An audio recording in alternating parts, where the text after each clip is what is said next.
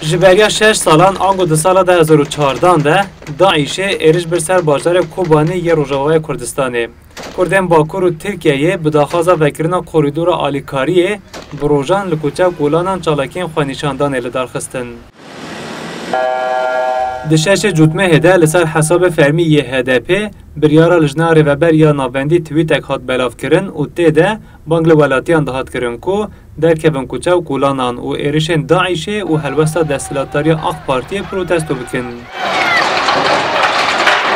چالکین پروتستوی ورگریان شرکه گران لگوری راپورا کوملا ماف مروان دو بویران ده 35 سویل، دو کسین بیانی، دو پولیس، سه اندام رخصتنا چکدار بگشتی 42 کسان جانخواش دستان و 801 کس جی بریندار بون. رایدارن آق پارتیه کسین کو بانکا در کتنا کوچه و کولانان کرینه و که برپرس ضرار جانی و مالی دبینن. سروک رخصتنا دیاربکر یا آق پارتی سلیمان سردار بوداق دبیجه جبر کو پیشیا بویارا نگرتنه بقاسی رایدارن HDP اندامن هزین اولاکاری ینوی دمیجی berpırsiyarın. Aynel Arap'tan Kobani'den gelen binlerce yaralıya kapılarını açmış. Ve deme hükümeti deriye hoş bo hazaran şenien Kobani revekir u meali karyavan kir. Le mexabin velati ve xwendin kolanan u alozi derketin. Mehamiyan jwan bu yaran zirar did. Endamin FETÖ jî be endamin PKK re hevkarî kirin. û bûn sebebên wan bûyeran. Piştî hingê fermandarê serbazan û yê ewlekariyê ji doza FETÖyê ji peyvir hatin girtin. Ne tenê rayedarên AK Partiyê, rayedarên Partiya Doza Azad Hüdaparê jî HDP û PKK gunehbarên mirin û ziyaniyan dibîne. Dibe êgo dikuje Kurd, êgo tu kuştî Kurdek. Li gorî ragihandina rayedarên Hüdaparê di bûyeran de neh endam û alîgirên wan hatin kuştin. Rayedarên Hüdaparê dibêjin yên ku wê demê polîs ji kuçeyan vekişandîne jî divê bên darizandin. Cîgirê serokê giştî Hüdaparê Zekeriya Yapıcıoğlu got PKK bi hinceta Daişê êrişî Hüdaparê û kesên oldar kir. Lêbelê rayedarên dewletê jî rê li ber kuştinan negirtin û divê rayedarên wê demê jî bên darizandin. Bi rastî hinek kes dibêjin çima piştî 6 sala ev operasyon dest pê kirin. Lazim e em vê bipirsin gelo ev operasyon di cî dene yana. Yani ew kesê gotina binşavkirin tiliya wê îşî de heye yana.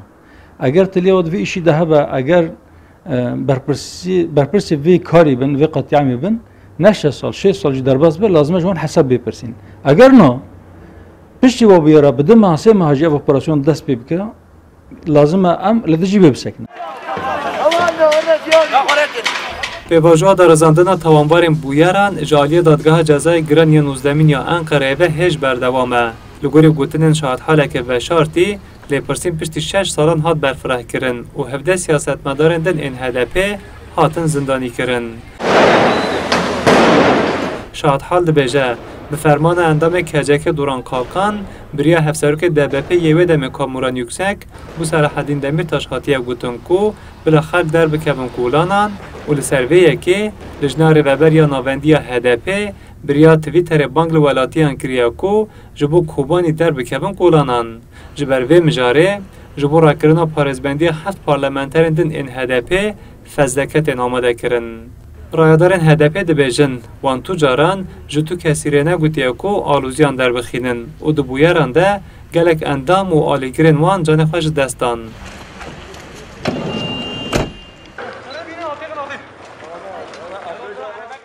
Rayedarên HDP desthilatdariya AK Partiyê wekî berpirsê bûyeran dibîne.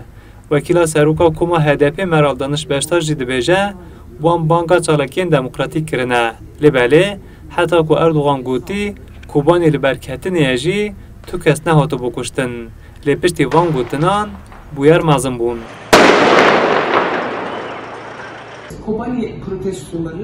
Desthilatdarî dixwaze bûyerên Kobanî bike hinceta êrişên li ser HDP.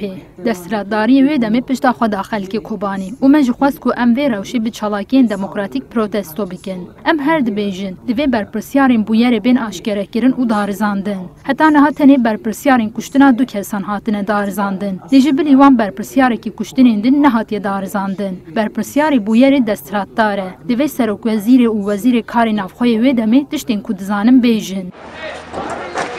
سازیان جواکیین سویل و مافناس دخوازن کو بویرین کوبانی به همو هرگولین خواه بین لیکولین کرن و برپرسین راستقیم بین دارزاندن. مافنا صدق زیلان پارێزەری هم مالباتên ku zarokên wan jî canê xwe ji dest dabû kir. Li gorî nirxandina Sıdqı Zîlan, to berpirsyariyeke Selaheddîn Demirtaş di bûyeran de nîne.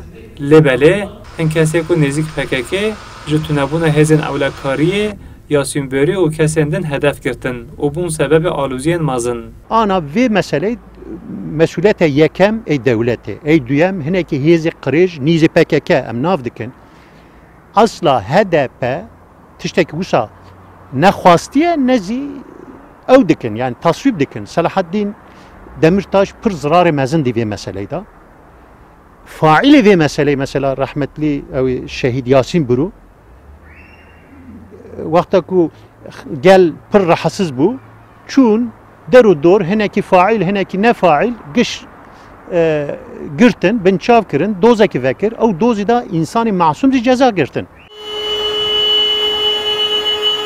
Di 19 Cutmeha 2014 de piştî hevdîtineke telefonî di navbera Serokkomarê Tirkiye Recep Tayyip Erdogan û Serokê Amerîkayê Barack Obama de pêşmergeyên Kurdistanê di 28 Cutmehê de li ser bajarên Bakur re derbasî Kobaniyê bûn û Kobanî ji Daişê hat rizgar kirin. Lêbelê nîqaşên li ser bûyerên Kobanî û berpirsên bûyeran di nava siyasetê de hêjî mijareke sereke ye. Hesen Kösen, Kurdistan 24, Diyarbekir.